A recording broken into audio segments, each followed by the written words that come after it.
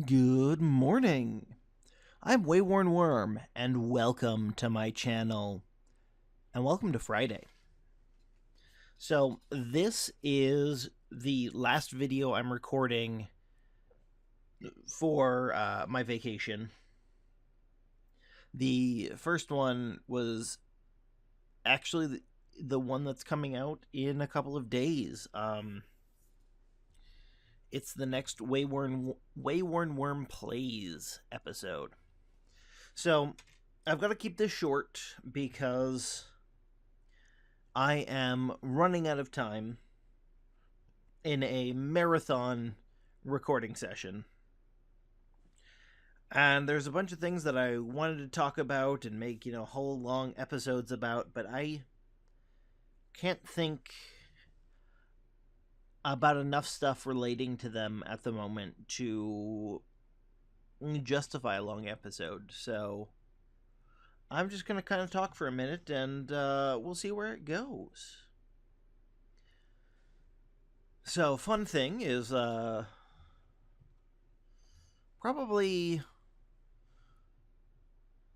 sometime in the last couple of days when this video is new, I'll have gone back to the Kennedy Space Center, which is a place that I haven't been in 17 years. Last time I was there, I had a really wonderful experience where I got to see some of the parts of the International Space Station while they were waiting to be launched. They were on display. Now, granted, they were in a clean room that just happened to have a window, and then I was even farther separated from that. It was really awesome. Unfortunately, the camera I was using that day, I lost, and no one returned it, so I lost all of my pictures. In fact, I was actually that was part of a week stay at Space Camp, and I think I only have like 2 or 3 pictures from that whole trip because of the loss of that camera, which is really unfortunate. So that would have been spring of 2001 when that happened. I just turned 11. And fun thing about that is it's at Space Camp, Florida. And there was an event. Okay, so first things first. In the late 90s and early 2000s, Space Camp was doing poorly monetarily. And when I went there must have been like 40 to 60 kids, roughly equally split between male and female. And we were split into 2 different groups. In my group, it was Sun and Mercury. And I was part of Sun group. But the leader of my group was a female, so she was the one who who slept in the female's dorm, and I slept in the guy's dorm. And thing with the counselors is they got their own little room. The team leaders, they got their own little room that was inside, essentially similar to a bunkhouse. It was weird. And it was doing poorly. Space Camp was, and so it was about this time of year, and I don't know if you guys know much about Central Florida in March. But here, let me open my phone real quick and go to weather. And I will, right now, Thursday, March 2nd, when I'm recording this video. It's almost 3 p.m. in Kissimmee, Florida, which is just outside Orlando, and I believe isn't too far away from where Space Camp was. I don't actually remember. No, Space Camp was over by the coast. Um, it's 81 today, then 74, 72, 74, 81, 73, 66, 68, 74, and 79 for the next week. And I look at that, and as someone who has vacationed in Florida almost every single year for the last 25 or so years, that sounds cool to me. Like, not warm, not hot, below average, not above. And so problem was we had the dorm I stayed in, the air conditioning didn't work for the entire trip except for the last night. They fixed it while we were doing the stuff on our last full day there. And so the fact that we had these tiny little see-through woven blankets, and that's it. We didn't have any sheets or anything else. We had these tiny little see-through blankets. That wasn't an issue for most nights because it was so hot and muggy in our room. And then we didn't even have full-length towels. We had hand towel sized towels. It was ridiculous. So we did that. We launched rockets. That was a big deal. Really awesome thing that happened, and I legitimately mean this. This was one of my favorite parts. Is we did this scripted simulation. We did it 2 times. One was in a mock control room that was set up to look like a modern, I say modern, space shuttle era, late space shuttle era control room for NASA. That was super awesome, and I think it was like Inco or something. And I did my bit, and yay, really fun. Then the other part, so on the campus there was a full-size model of a space shuttle. And so for one session you were in ground control, and the other session you worked on the shuttle. And to get there, we actually had to climb up and into the shuttle, and the crew cabin, the place where you sit, where the crew sits, was an exact replica. And for some reason, basically they randomly passed out the roles. At least I think they were random. I don't know. But I got to be in the commander's seat, and that was awesome. I loved that. And it was super cool. But other than that, I mean, we toured some NASA stuff. We ate some freeze-dried food that turns out it's actually made by a company that I really briefly worked for 5 or 6 years ago.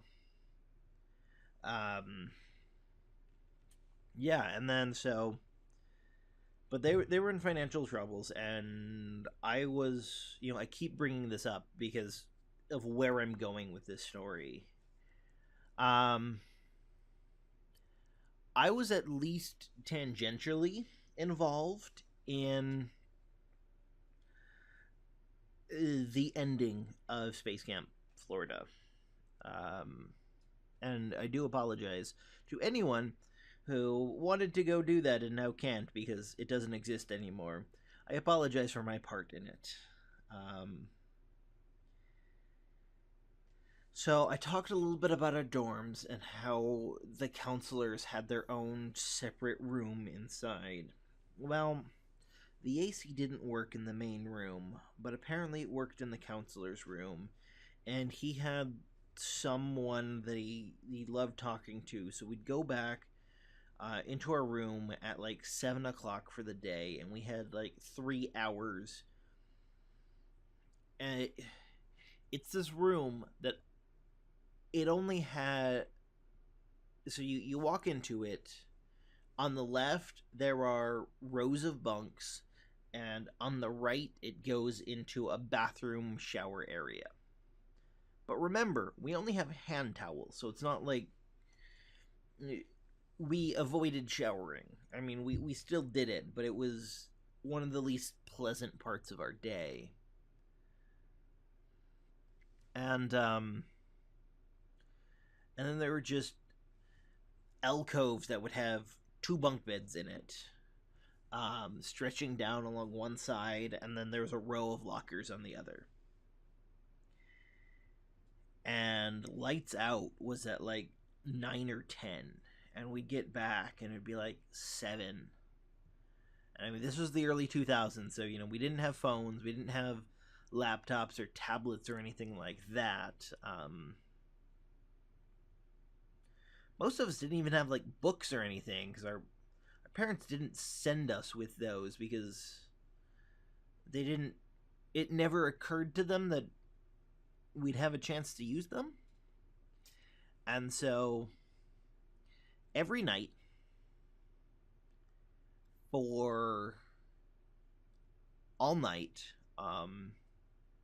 you had like 20 unsupervised boys who were all right around 11, give or take like 2 or 3 years. I think the youngest one was like 9, and I want to say the oldest one was 12 or 13. I don't know why it was broken up by age that way. It was. And I don't know if there were other groups that were other ages or whatever. So that happened, and so like we'd have 2 or 3 hours where lights were on and were completely ignored, and then the guy would come out, he'd announce it was lights off, and he'd turn the light off. He was the head of the other team, so I don't really remember anything about this guy other than he existed, and I barely ever saw him. I don't remember his name. I don't remember what he looked like. Or anything like that. So, but like he'd come in and he'd turn the lights off and he'd go back in his room, and it wouldn't be until like midnight where he'd come out again if any of us were still awake and be like, dudes, knock it off, go to bed. So we had like 5 hours, most of that with the lights on and the rest of it with the lights off, where we were unsupervised. And one night,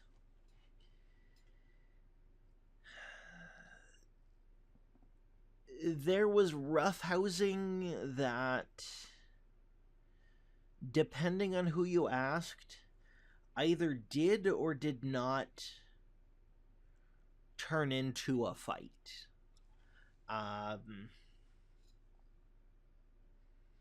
Like there was retribution for that, for sure, by a kid who I'm pretty sure, looking back, was some form of crazy. But in the course of this fight, there was a moment where a foot connected with a set of testicles by accident.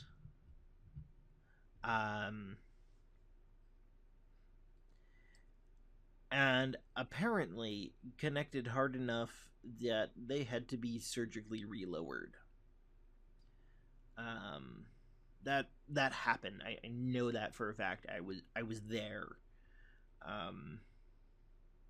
In fact, I know the foot was an accident because it was my foot.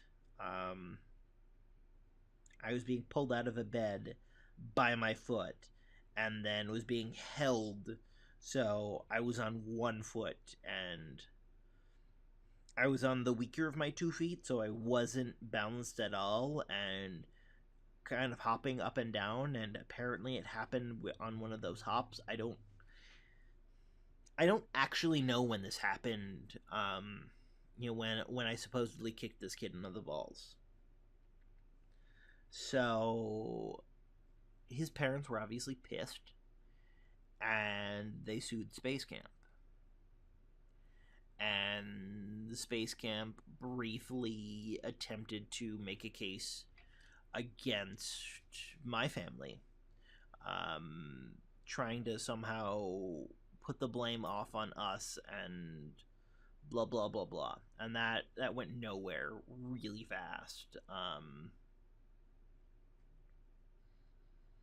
So yeah. Now, I'm not saying for sure that ended Space Camp, because as I've mentioned several times, they were in monetary troubles before I went. But the whole court case, as I understand, for the suing took about 6 months, and about 8 to 12 months after I went, Space Camp Florida shut down. So I'm not saying that I single-handedly shut down Space Camp Florida. I'm just saying you can argue that. So yeah, apparently that's what I'm going to talk about this time, is just the time I was at Space Camp and kicked a kid in the balls so hard it shut down a beloved institution. As a kid going through it, it was really fun. It was an amazing experience. I'm really glad I did it. As an adult, looking back at all the shady shit that happened, and what the experience was actually like, and remembering the time that we were driving somewhere, I think we might have been lost. And we the driver saw an alligator right off the road, and we're all in this like small bus. That's hot as balls because it's Florida at this time of year. And he hit the gas, and we're going down. You know those scenes in the show Burn Notice, where there's this like abandoned factory in the middle of nowhere in Central Florida, and there's this one lane paved road in and out? We were on one of those, and I'm pretty sure, like, I remember us leaving a parking lot right after that. So like, I think we found one of those abandoned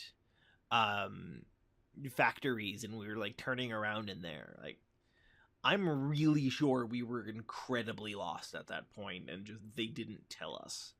But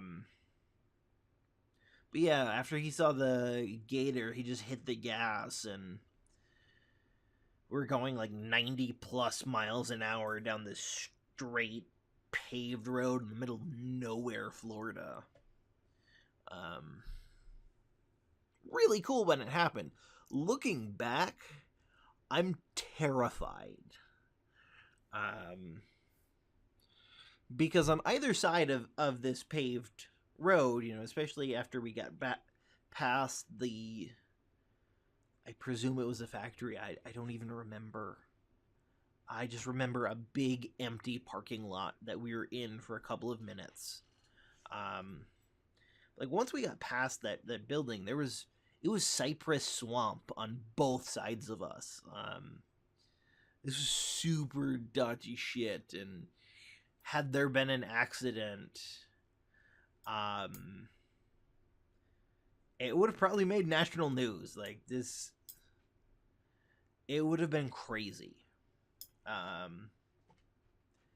And we were the front of the two buses, so if we crashed in a way that blocked the road, there would have been no way for the other bus to get around.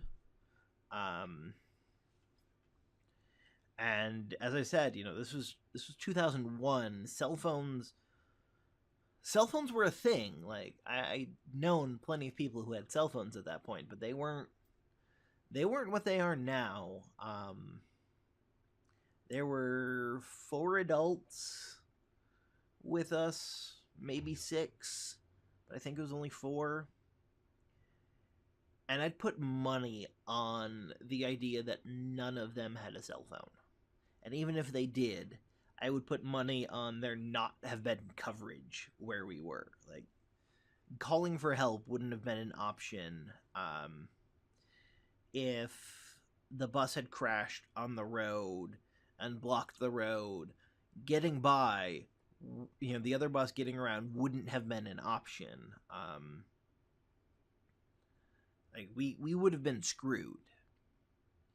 And there were wild alligators there. We saw them. They were big.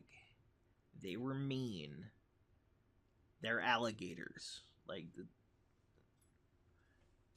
yeah.